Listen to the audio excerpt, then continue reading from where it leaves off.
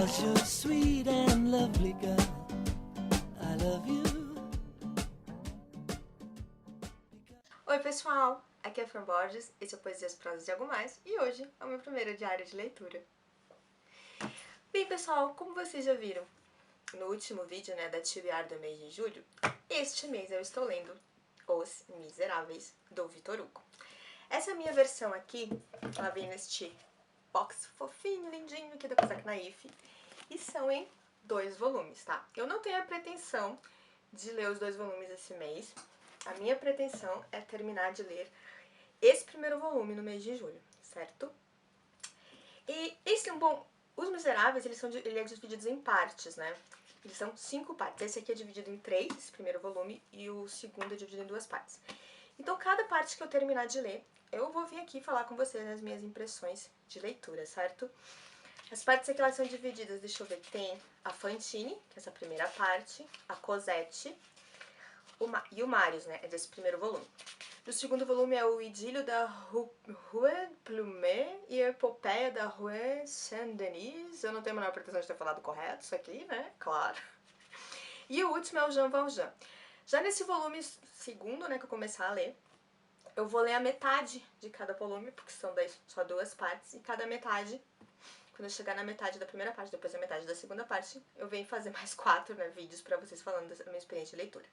Então vamos lá, vamos falar dessa primeira parte que é Fantine. Aqui, na primeira parte, antes de começar o texto, antes de começar o livro, propriamente dito, tem um texto aqui que chama Um Novo Olhar, que é do Renato Janine Ribeiro, que pra quem não conhece, né, é um filósofo, também já escreveu alguns livros, e é o atual ministro, né, da Educação. E eu adorei o texto dele, porque ele fala um pouco da vida aqui do Victor Hugo, né, que o Victor Hugo, ele vivia, né, ele transitava entre os nobres, né, essa era a realidade dele. Ele vendia, né, seus livros, ele vivia dos seus livros, ele ganhava dinheiro com seus livros, ele era meio que, né, um best-seller daquela época, ele vendia muito bem os seus livros. E ele, a priori, tinha uma visão, né, do proletariado, ele não entendia muito bem porque a raiva dos pobres em relação, né, à ostentação dos ricos, porque ele achava que aquilo ali é o que dava de comer aos pobres, então ele não conseguia entender essa diferença.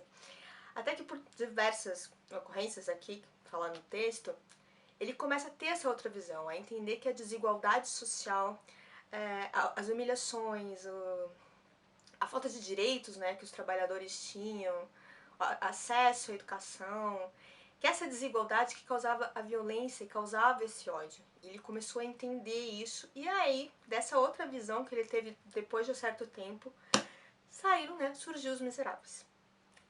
Então vamos lá, vou falar pra vocês, né, da minha leitura até aqui, dessa primeira parte, né, que é a Fantine. A gente conhece aqui, né, de primeira, assim, o Dom Bienvenu, que foi um dos meus personagens preferidos, que ele é um bispo aqui de uma cidade. E ele vai ser um personagem muito importante, né, na vida do Jean Valjean, que é o grande personagem, né, dos Miseráveis. E ele porque naquela época a igreja, né, era aquela coisa muito de ostentação. E ele aqui é justamente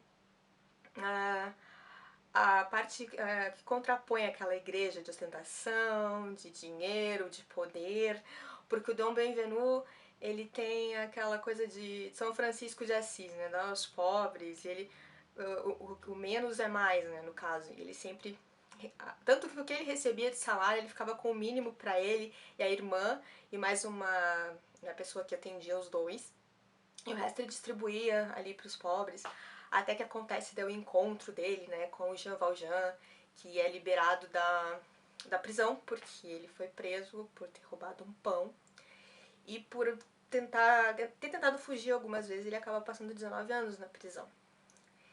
E ele, daquela pessoa nobre, né, simples na verdade, que ele era antigamente, né, antes de ser preso,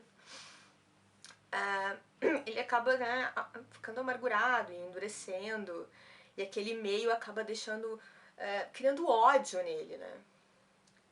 E quando ele chega nessa pequena cidade, né, que ninguém quer recebê-lo, e o padre, né, o bispo Dom Bienvenu é o único que o recebe, dá uma... abre aquela coisa, aquela pontinha na alma dele que tava bem obscurecida, né? O texto é muito bem escrito, não tem muito o que dizer.